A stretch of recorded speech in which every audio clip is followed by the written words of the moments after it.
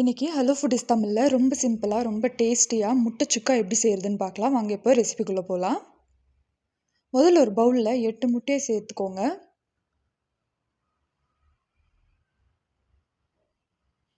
எட்டு முட்டையை சேர்த்ததுக்கப்புறமா இப்போது இதில் 1/2 டீஸ்பூன் அளவுக்கு மிளகுத்தூள்,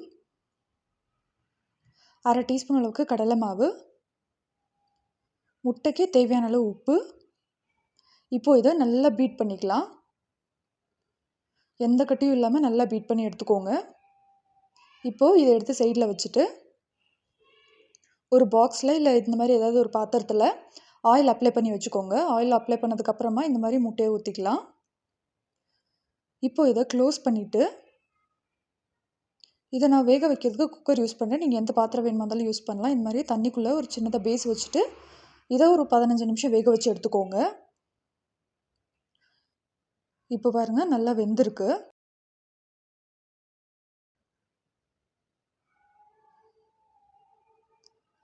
இப்போ இதை சைடை வந்துட்டு நீட்டாக கட் பண்ணிவிட்டு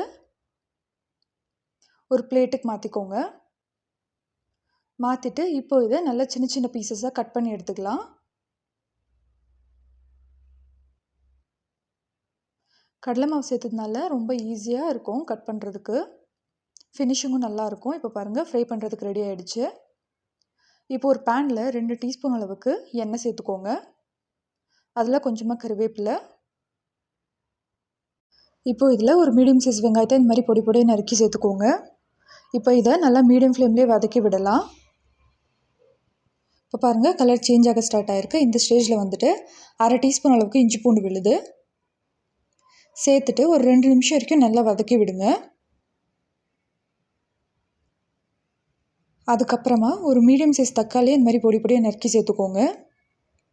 இப்போ இதையும் கூட நல்லா மீடியம் ஃப்ளேம்லேயே வதக்கி விடலாம். தக்காளி எல்லாம் வெந்து நல்லா சாஃப்ட் ஆகணும். இப்போ பாருங்கள், தக்காளி எல்லாம் நல்லா வெந்துருச்சு. இப்போது இதில் 1/4 டீஸ்பூன் அளவுக்கு மஞ்சத்தூள், 1/2 டீஸ்பூன் அளவுக்கு தனியாத்தூள்,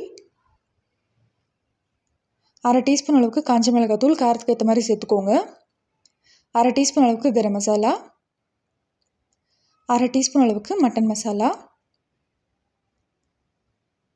தேவையான அளவு உப்பு சேர்த்துட்டு ஒரு 2 நிமிஷம் வரைக்கும் நல்லா வதக்கி விடுங்க.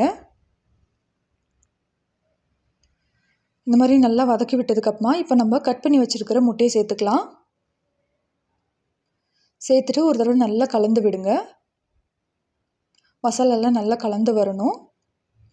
பாருங்கள், நல்லா மிக்ஸ் ஆகி வந்திருக்கு. இப்போது இதில் கொஞ்சமாக கொத்தமல்லி தூவிக்கலாம். கொத்தமல்லி தூவிட்டு ஒரு தடவை மிக்ஸ் பண்ணி விடுங்க, போதும். பாருங்கள், பார்க்குறதுக்கு எவ்வளோ கலர்ஃபுல்லாக இருக்குது.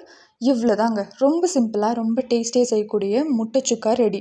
இதை ட்ரை பண்ணி பார்த்துட்டு எப்படி இருந்ததுன்னு சொல்லுங்கள். மறக்காமல் நம்ம சேனலை சப்ஸ்கிரைப் பண்ணிவிடுங்க.